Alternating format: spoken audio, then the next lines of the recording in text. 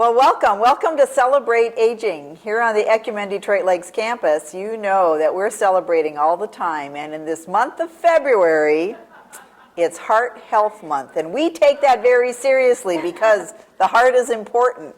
And so with me today, and I'm Vicki Marthaler, your hostess, is Wendy Gordon, our dietitian on staff and making sure that we know the good things about our heart and to keep it pumping good. Exactly, exactly. So you have brought a little list of things that you want to share with us about our heart and keeping healthy and strong and well, just like you tell the residents, because we can't have residents that are weak and fallen down or anything. Need a good, strong heart. Strong heart. So what's the first thing you tell people about a good heart? Well, definitely it's about education and people understanding. And so when it comes to your heart, food, your whole health, your whole body, food is so important. Yes. And there's definitely foods that you can eat that are extremely heart healthy.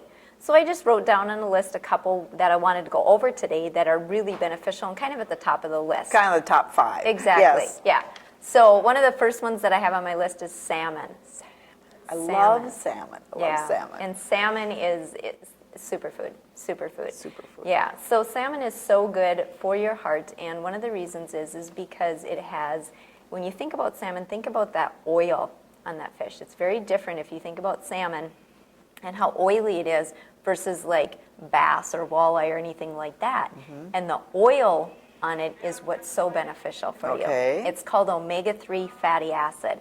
Now that's a term that some people have heard before and some maybe not have, but omega-3 fatty acid is what is so healthy. It's a good fat and it's good for your heart. Nice. So some of the things that happen when you eat salmon is that it literally decreases inflammation in your body, increases.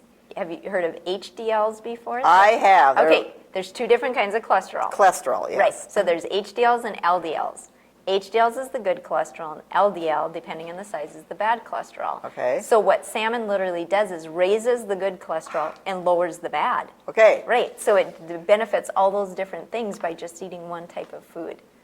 So now when you say inflammation, you don't mean like you have a temperature and you need antibiotics, right? No. Inflammation meaning in the condition of your tissue inside your body, your cells, your skin, your muscles, those kind of things inflamed, which of course has to do with the muscles around the heart. Sure. Well, the heart is a muscle. Exactly. So those are the things that I'm talking about. And inflammation really is the base of all disease. Okay. So there's many people that are chronically inflamed, meaning that they have an inflamed state all the time because of the foods they eat and the stress level of their lives. So there's a lot of factors to it. So any foods that you can eat that decrease inflammation, your body is just getting healthier and better, and salmon is one stronger. of those foods. Exactly. So salmon is good. Put salmon at the top of your list. Now, tell me about how do I go buy salmon, because there's lots of different kinds of salmon in the store. Okay. Perfect question, and that is one of the things that I always want to make sure that I tell people is if you're going to buy salmon, the number one thing is you want to make sure that it is wild caught. Does it say that on the can or the package or the? So you can get salmon from the butcher, the meat market. You can get fresh salmon there, but you can also get canned salmon. Okay, it's easy to do that, and it will say right on the can, wild caught. That's very important because if it's farm raised, completely different nutritional value. Farm raised versus wild caught. Okay. Yes. So good question, and that's what you want to make sure is that you get wild caught salmon. Number 1, the best food for your heart, the superfood, one of the foods, is wild caught salmon. Yes. Now, what's another one? Okay, the second one that we're going to talk about is fruits and vegetables.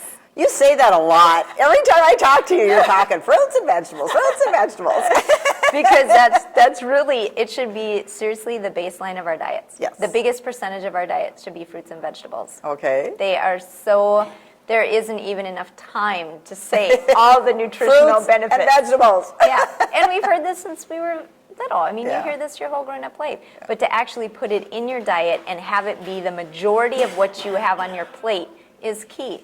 So fruits, high in vitamin C, super good for the heart. Okay. Green leafy vegetables are the top of the list. Yes. Green leafy vegetables.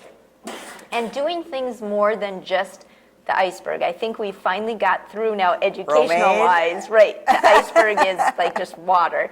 So you want to definitely, and romaine, so people are starting to get romaine, but I go much farther than just the romaine. I'm talking kale as one of the super greens, green leafies, collard greens, turnip greens, chard, things that some people haven't even heard of those greens before. When I watch the Food Network channel and they're using chard or things, they actually put them in a pan and heat them up.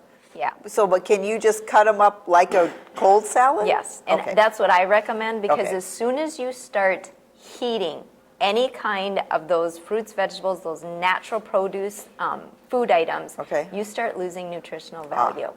So eating them raw, meaning not heating them, not pasteurizing, not cooking them, canning them, or putting them in a jar, is going to get the 100% best nutritional value for you. Okay, so go into the produce section, pick the fresh stuff, come home, clean it up, chop it up, and eat it that way. Exactly, exactly. And your body just loves it, loves it. And in return from you feeding it that way, health is the reward, and health is quality of life.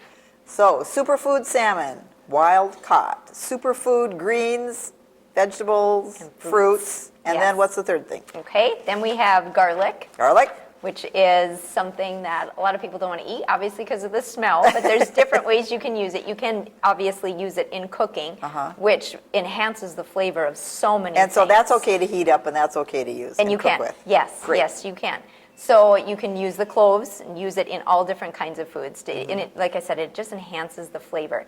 But if you're really concerned about the smell and just really don't want to deal with it, there is supplements, garlic supplements that you can get that are very beneficial. And garlic will do, I mean, it's tremendous for the heart. It will lower blood pressure, lower cholesterol. So that's one of the things when I consult with people and they're telling me, Wendy, I have high cholesterol, I have high blood pressure. And, one of the first things I'll say, garlic supplement. So the one supplement that you're talking like in a pill? Exactly, exactly, is Kyolic, is the brand that I recommend for garlic. How do you spell that? Kyolic. Kyolic. All right. So does it come like in a 200 milligram, 500? There's different kinds, and so when you go in there, and you can even talk to your physician about it, or when you consult with a dietitian, then she can go through and pick with you the best that would be. So garlic is good. Garlic's important. Yes, very good for the heart. All right. Yeah. So, superfood salmon, super greens, and vegetables and fruits, and garlic is number one. Now, what's the fourth one? Okay, flaxseed, which is another thing that everybody hears me talk about here is flaxseed. So it's super great, super good for your heart. The one thing that it does too, omega-3 fatty acid, decreases inflammation. So you want to make sure you can get it at Central Market or Walmart. They have it, but make sure it's ground. That's very important. Ground flaxseed. Yeah. Important stuff. Yes. So that's also very good for the heart. All right. Then what? The next one is nuts. Nuts. Not like me. No, not like go nuts like Vicky. But she eats a lot of nuts. So you want to make sure that they're raw, meaning no oils, no salts, just the nut itself. Okay. But nuts are very high in vitamin E and magnesium. Those two nutrients themselves are very good for the heart. Magnesium has a lot to do with the function of muscles and how the muscles work in the blood vessels. Okay. So that is very important, and because nuts are high in magnesium, they're a heart health food. Yes. I made the list. So we have one more? I do. I just put down their fats, the good fats. Your heart needs good fats. And so the good fats are olive oil, coconut oil, which now people are starting to realize that is not a bad fat. It is a very healthy, good fat. Okay. Avocados, great food for the heart because it's the good fat. So. We've got so many things more to talk about, and we're coming to the end of our program. But I'm just going to put in a plug for avocados because I've discovered them myself. It's taken me a long time. Yeah. But they're kind of a little blah, and you were saying just add spices to them. Herbs. Herbs. Yes, definitely herbs. So anything from garlic to, all different kinds. Cumin, dill. Dill. Yes. That would make it good. Yes, Mrs. Dash. We've got so many things to talk about, but we want you to have a strong and healthy heart. And this is Wendy Gordon, our dietitian, and she loves to consult with people. And we want you to have good information. So I know she's even got sheets on it. So if you're interested in good information about the heart, give us a call here at Ecumen Detroit Lakes, 847-4486. We'll get you information, and we want you to be heart healthy. Have a great day.